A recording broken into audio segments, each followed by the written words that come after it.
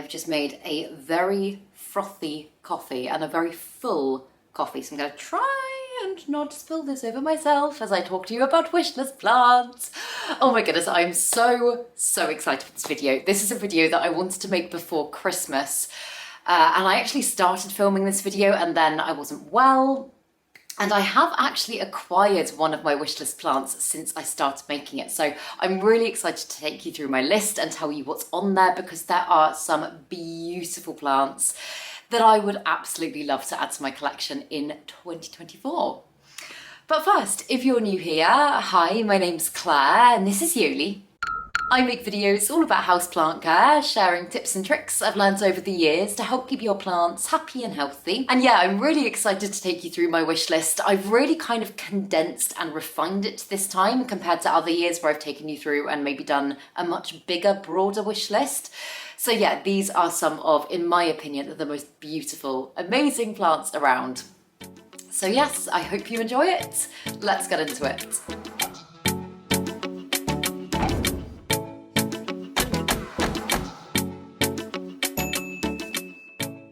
So I know I've mentioned it in other videos already this year, but if anything in 2024, or how I'm going into 2024, I'm wanting to not downsize massively my collection, but I think probably just declutter a little bit is the right way of thinking about it, or feels like the right word to use for me.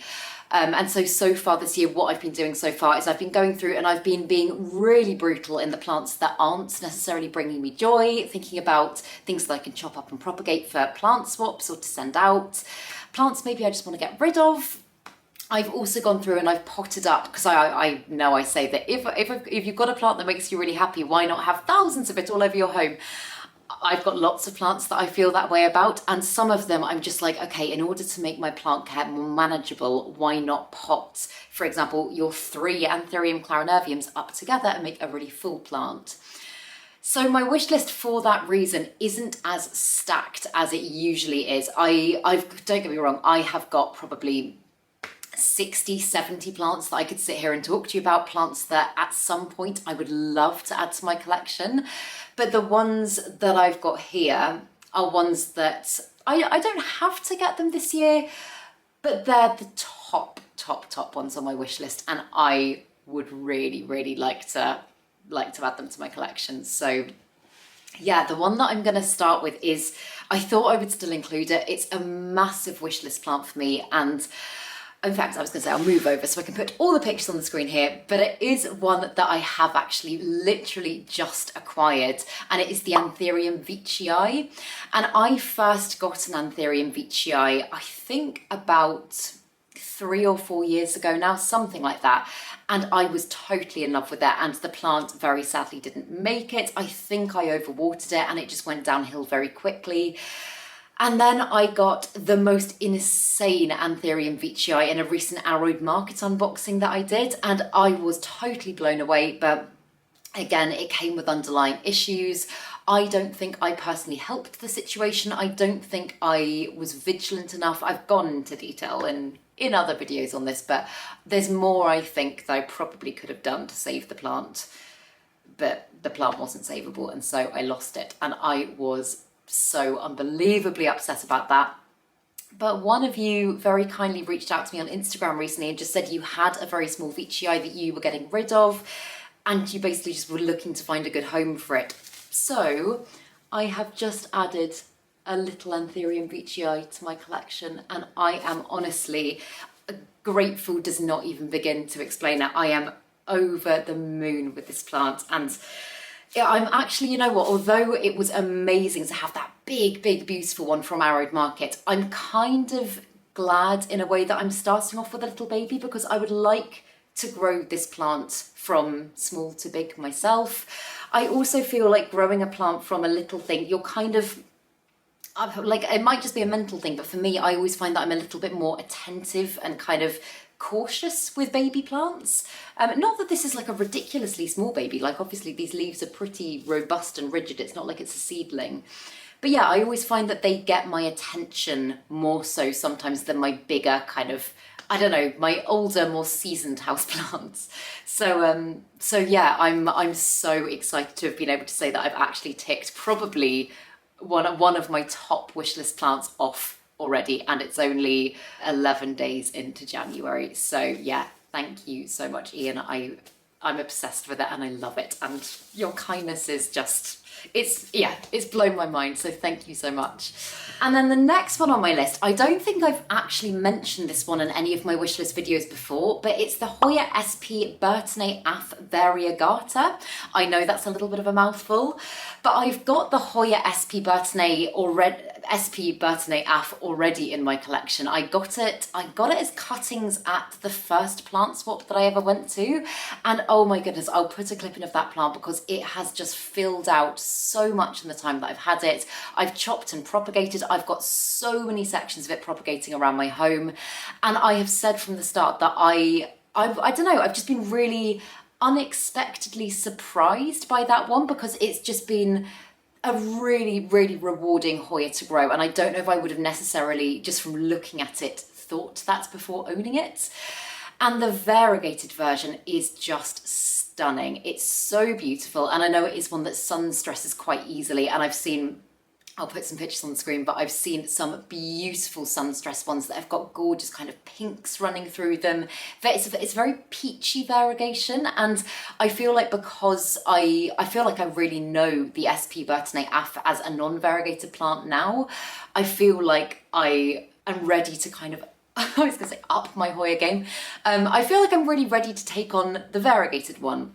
The other thing that you might notice with some of the plants on this list is that, and I mean, this actually isn't particularly intentional, I'll kind of talk you through it as we get to them, but I have, on the whole, tried to add slightly more lower maintenance plants to my collection in this video, just because, again, I want to feel like I'm really keeping on top of my plants this year. I don't want to feel like I'm struggling. I don't want it to be feeling like chores. I want to kind of strip it back a little bit and go back to how I felt when this just begun as like a really fun hobby that I'd occasionally do here and there. I know I've got completely obsessive about it, and don't get me wrong, I absolutely love that.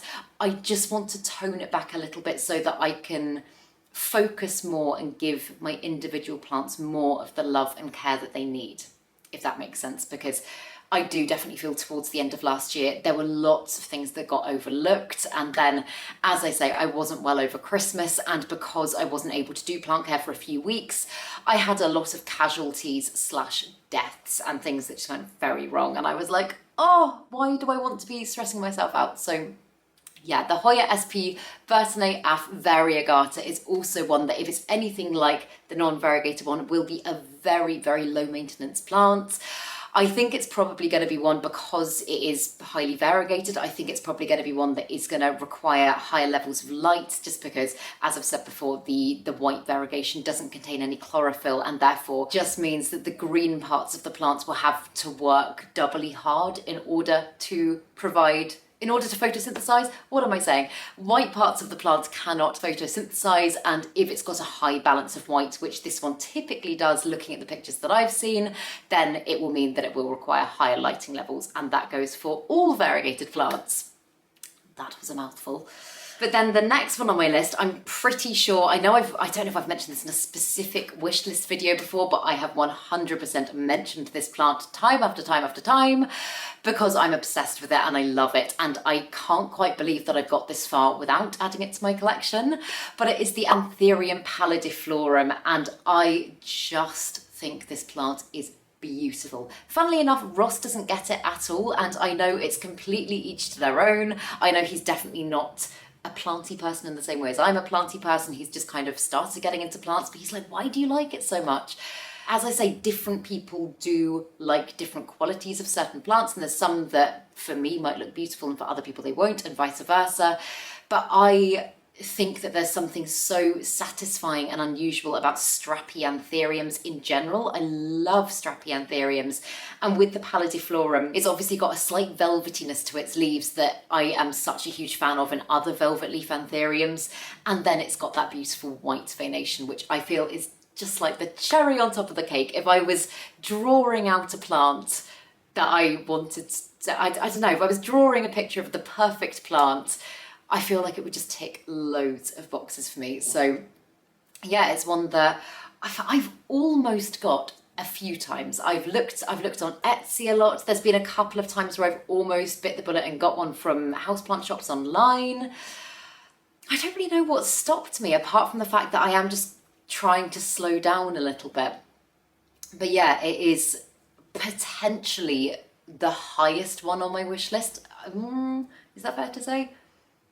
It's definitely up there right at the top if I had to order this list. This list is not in order, but it's very, very close to the top, and it's one that really excites me. And also, I know I always rave about texture in plants. There's something about when you've got loads and loads and loads and loads of plants, you can still stand back and be able to appreciate their individuality without getting up close and having to like look for it, if that makes sense. And I feel like because the texture of the pallidiflorum is so unusual and is so long and just, I don't know, I feel like even just standing back and looking at it, you're able to take it in and appreciate it.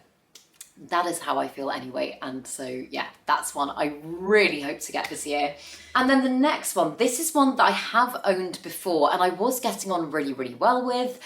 And then last year it was taken down by mealybugs, and I really miss this plant. And again, in the name of condensing plant care, keeping more on top of things, I feel like I'm ready to give it a go again. It is the string of pearls, and I just think, again, what I just said about texture, this one texture-wise is like everything for me. I think it is beautiful. I feel like it's got so much character. It's a plant that made me really, really, really happy. And I had my previous one, I want to say around about 4 years-ish, and I did lots of chopping and propagating in that time. I took cuttings to plant swaps. I sent cuttings out when I was back in the day when I was doing my little plant shop. And it's a plant that I feel like was just very well suited to me because I am typically much more of an underwaterer as opposed to an overwaterer. I just felt like after years of plant struggles, it's one of the ones that has a reputation for being a little bit more difficult that I was able to get my head around, and I just, for that reason, found it very satisfying to grow. And yeah, when I first moved here, I was growing it in one of my Velux windows, and I think, in fact, I'm pretty sure I included it in my houseplant tour last year, and I think it was starting to look a little bit funky then. And yeah, I had never ever had issues with mealybugs until I moved to this flat, and touch wood at the moment, it is under control and I haven't seen a mealybug in quite a while. I'm really, really hoping that that is the last of them now. But they got into my string of pearls, and oh my God, if you've had mealybugs in a string of pearls, then you will know the pain, especially if it's a very, very full plant, which mine was.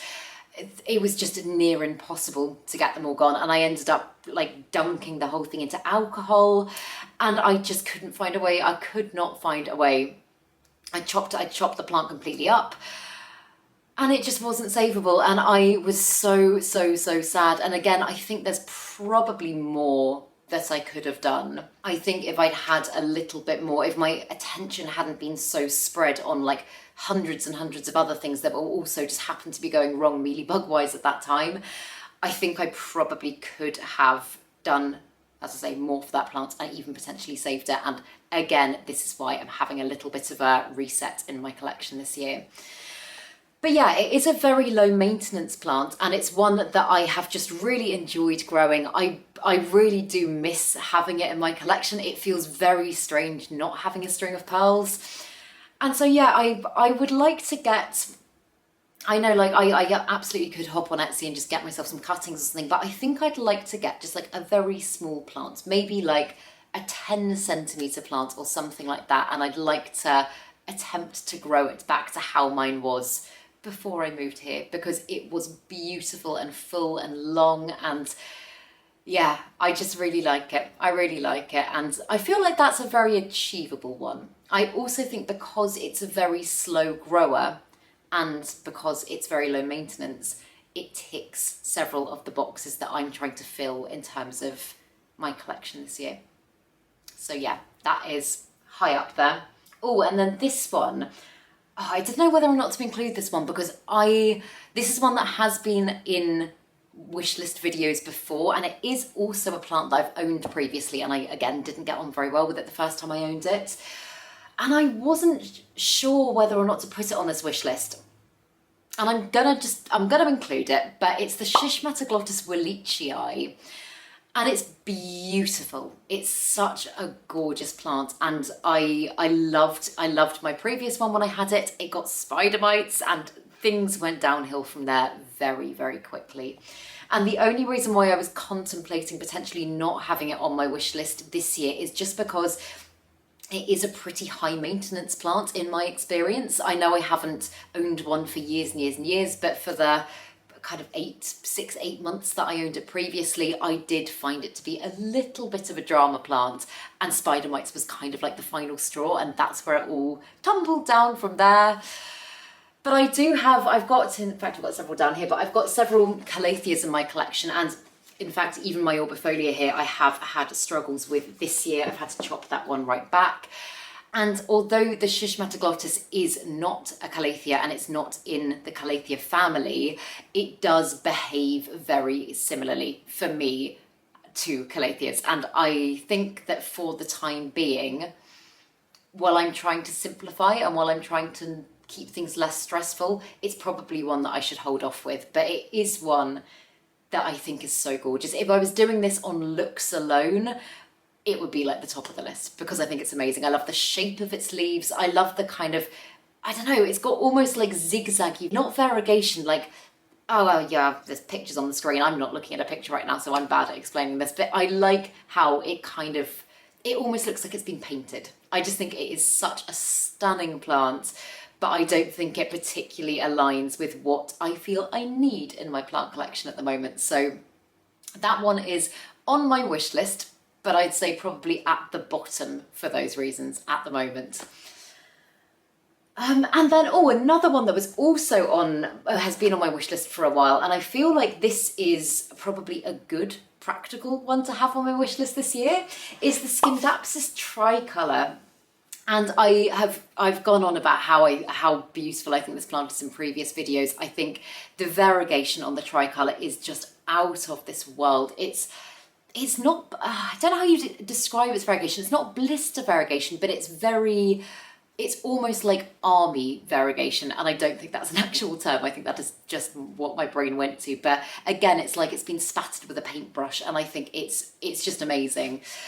And Scindapsus as a genus, I feel on the whole fairly confident with. I've got several different types in my collection, and I also, from what I've heard and from people that I've spoken to that own this plant, know that the tricolour is much slower to grow. So again, although as a plant parent, you do always want to be achieving kind of fast, full, beautiful growth, when you're trying to keep things a bit more manageable, I want to focus primarily on plant health. Growth is a bonus, but I want to focus primarily on my plant's health and not feel like I'm being pushed out by my plants, which is, again, at certain points last year, how it started to feel.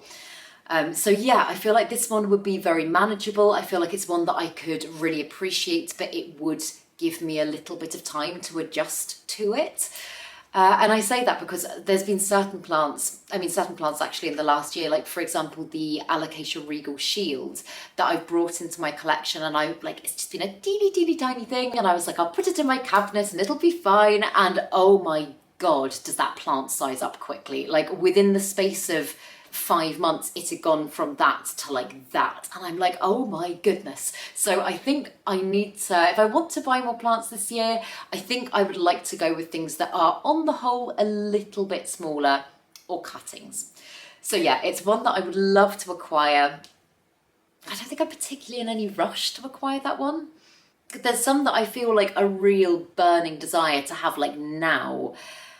I think I can wait a bit. I think I can wait a bit with that one. It's one that I want, but it's one that isn't like, I don't know, it's not like the Palladiflorum, for example, but it is still, yeah, really, really beautiful.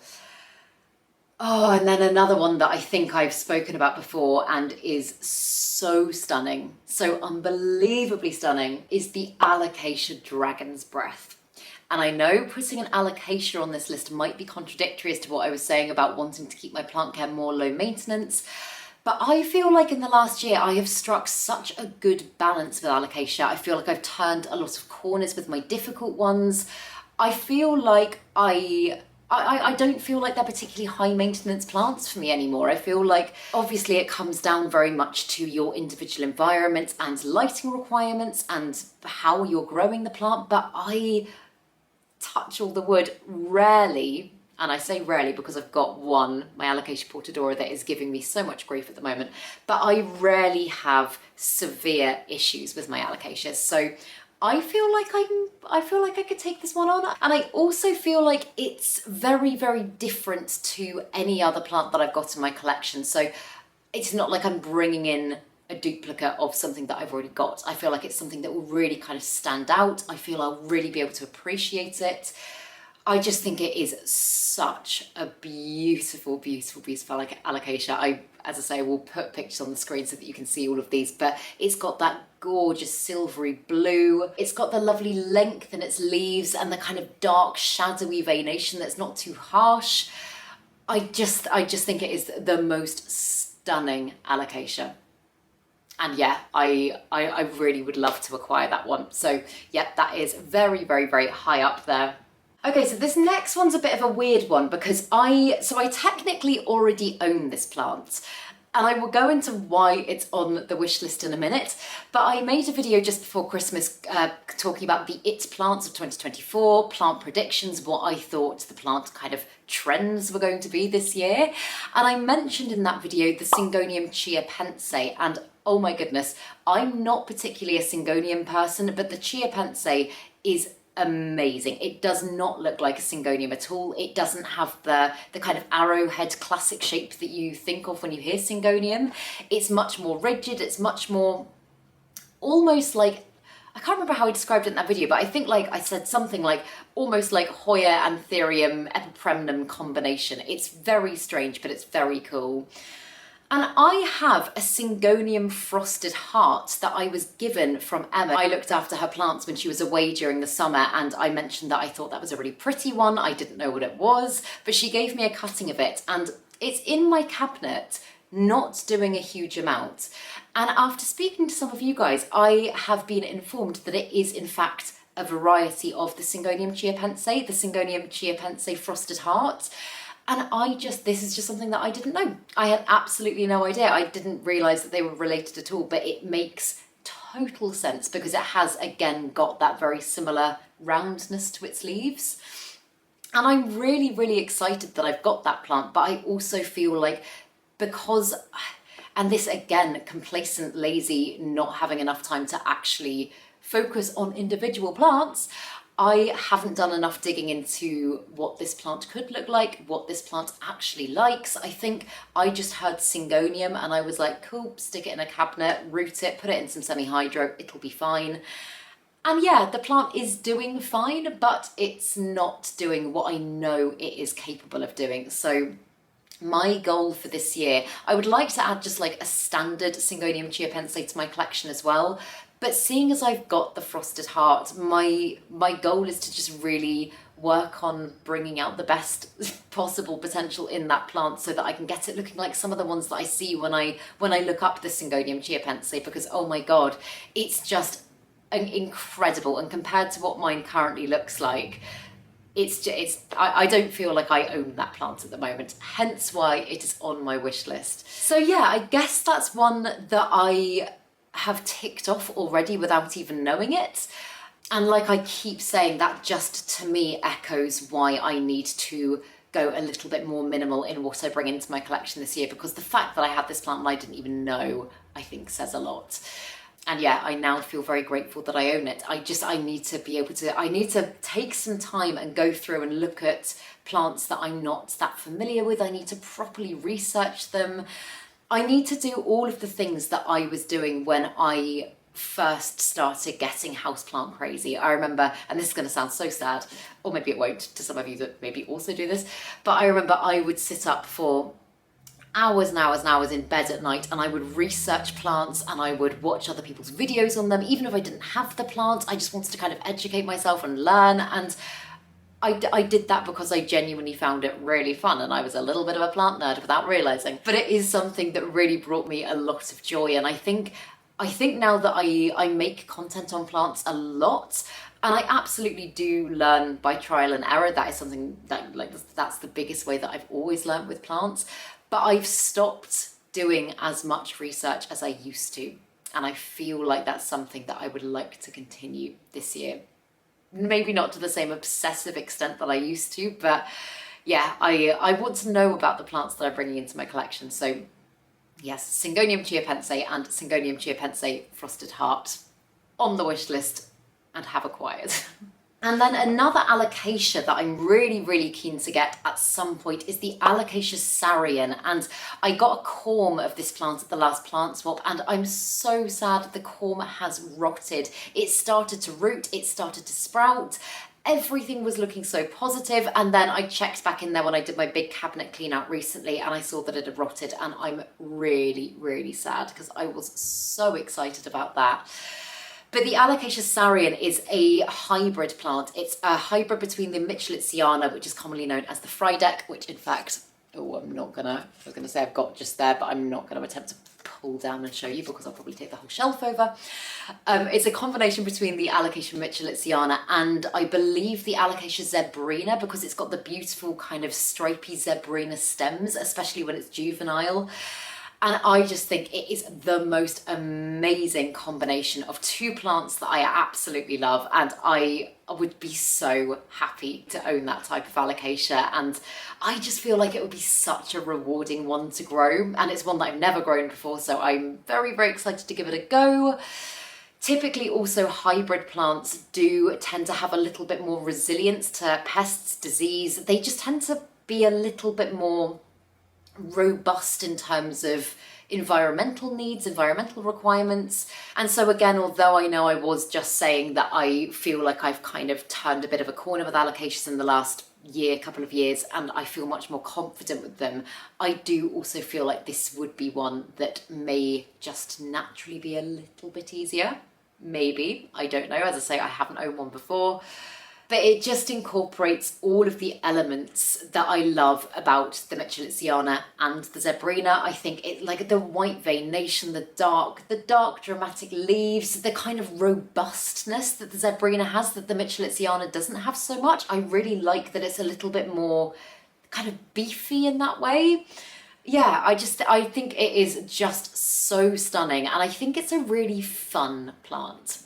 It's one that just looking at it makes me really happy, and I feel like it would be a pleasure to grow. So yeah, I think that's another one that I'd like to probably try growing from corms. I was annoyed actually that corm rotted, because typically, touch all the wood, I haven't had a corm rot for quite a while now. I feel like I've struck a good balance when it comes to propagating alocasia from corms. So I don't know if maybe that one was, I don't know, just a little bit more sensitive.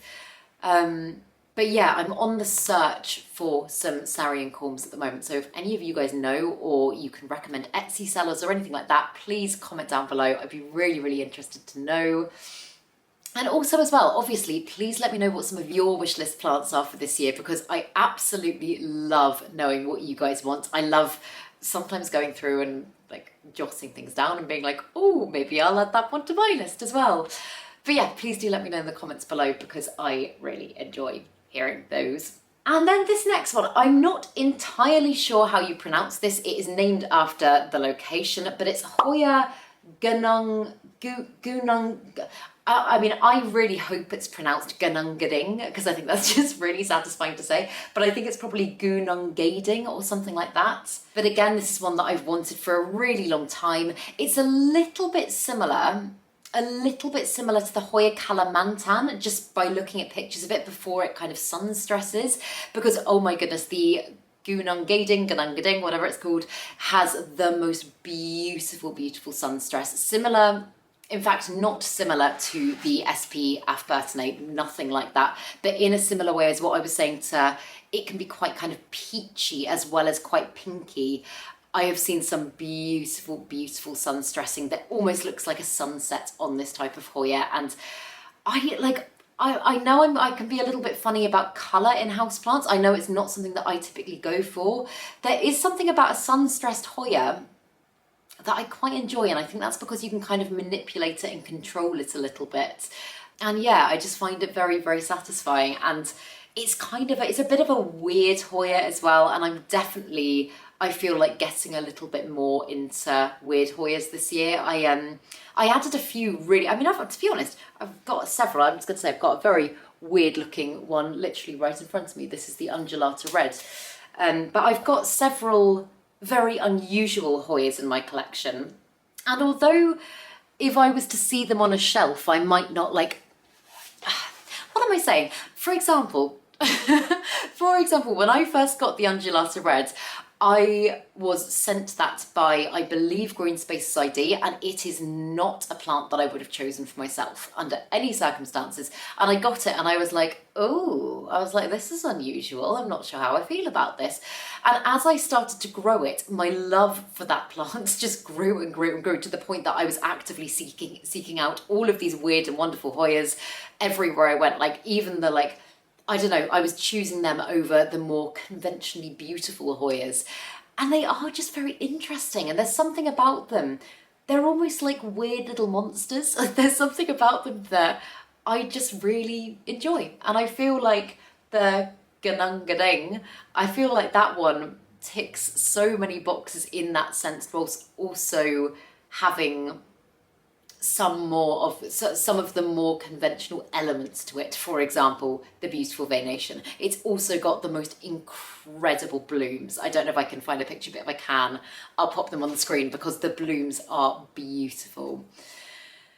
So yeah, weird and wonderful Hoya. I'm sure there's probably more. In fact, I wanted to add the Hoya Tangamoose to my collection again because I really miss that plant.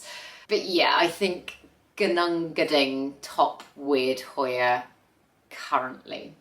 And then penultimate plant is one that again I have owned before. In fact, very similarly to the Veitchii, it's actually one that I've owned a couple of times before and have just never struck the right balance with. So I feel like tackling it, giving it a go again once I've found a way to kind of declutter my collection a little bit. I don't know what this is. Found a way to create some space so that I can actually give more individual plants more attention. I feel like this is the right year to be potentially looking at this plant. But it is the Anthurium warocqueanum, the Queen Anthurium, and it is the most stunning plant. I feel like I don't need to go into detail about how beautiful this plant is. Its veination is just, oh my god, picture perfect. It's got beautiful, long, glossy, dark, dramatic leaves. It is just so beautiful. And the first time I had the Anthurium warocqueanum, I got it from a very dodgy seller. It rotted away to nothing very, very quickly. And that time, I don't think that was my fault. It already looked like it was on its way out when it arrived. The second one that I got, my Equigenera one, oh, my camera just died. I always forget to change the battery when I'm doing videos like this because I'll just go into waffly mode. But yeah, my Equigenera one, which was my second and most recent Anthurium warocqueanum, I think I thought that plant would love cabinet life, and it didn't. And I have since learned that a lot of Anthuriums actually do better in cooler conditions, and my cabinet was getting so unbelievably hot at that time. And I tried so many different things. It's another one that I don't feel like I gave all of my energy to that plant. I am confident that if I hadn't had as much to do elsewhere and I hadn't filled my house with so many other plants that were very, very demanding and also having issues at the time, I'm confident I could have saved it. But yeah, it's one that I very sadly lost. And so yeah, once I'm feeling like I'm in a better place, I would love to give that one another go, because I know it's very easy for people to go, oh, they're just plants, but they are living things. Some of these plants are cultivated in a home environment and they're actually endangered or extinct in their natural habitat. And I think it's very important, and I say this 100% to myself as well, but it's very important to bear that in mind before bringing them into your home, because you could have all the money in the world and you could just go, right, I'm going to buy all of these really expensive plants and I'm going to have them all around me and it's going to be amazing, all of these wish list plants. But you've then kind of taken on a responsibility to keep these things alive and do the best you can for them. And if you don't feel like you can do the best for them, then there's a part of me that kind of goes, oh, well, then you kind of shouldn't, I don't know, you shouldn't own that plant. I know that might sound silly, but it is like, okay, it's not an animal, but it is still a life. And I do honestly believe that that life is very valuable. And I think we forget that a lot of the time nowadays because houseplants are so trendy and they're so accessible. And you pick up a pothos for £2 and hey, if it dies, you can grab another one. I think that's a really bad attitude to have, to be honest. And I think it's a very, very easy attitude to have because of how commercialized everything's become and how buying a plant is kind of like buying a lipstick now. I don't know why a lipstick just came into my head, but do you know what I mean? It's I don't know. You wouldn't think this way, or most people wouldn't think this way if we were talking about the life of an animal. So I'm like, why is it different with a plant? Anyway, that's a tangent.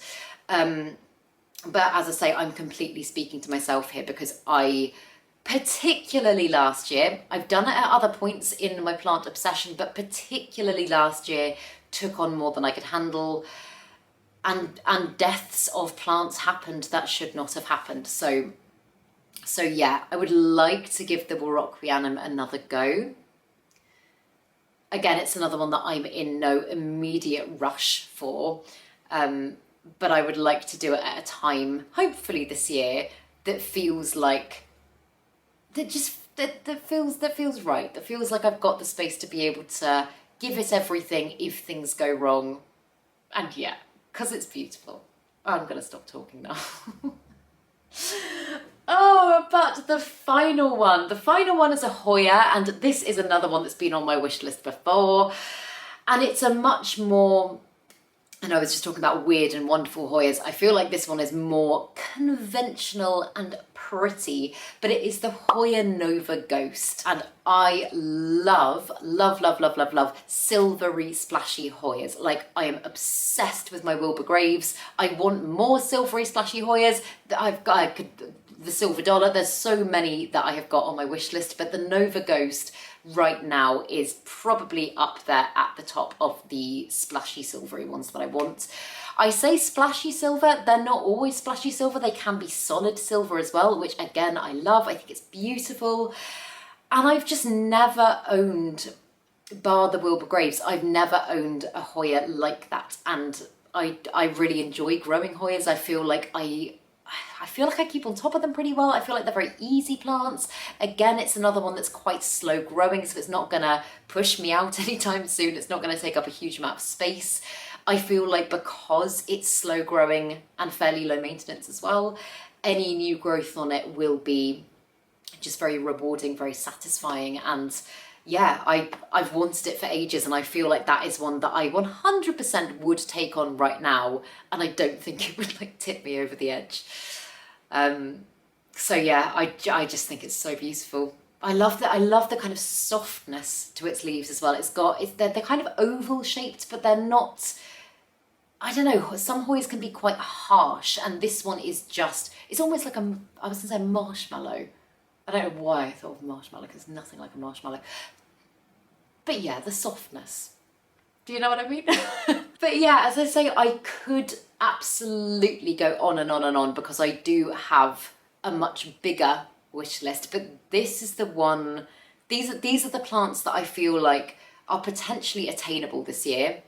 And for the reasons that I have given throughout this video, that I, honest to God, I really hope when I edit this back and when I watch this back and I edit it, it's comprehensible, because I do feel like I have just spoken at you for like 25 minutes. Yeah, I do feel like these are all ones that I could manage in my collection this year. But yes, I hope you enjoyed this video, and as I say, please, please, please let me know some of your wish list plants for this year, ones that maybe you've already ticked off, your favourite plants from last year as well. That's something that I haven't covered yet because I didn't get around, as I say, to making a lot of content pre-Christmas. So I will be making that video soon, but yeah, let me know in the comments below. And if you did enjoy this video, please make sure to give it a thumbs up, subscribe to my channel, have a lovely day, and I will see you in the next video.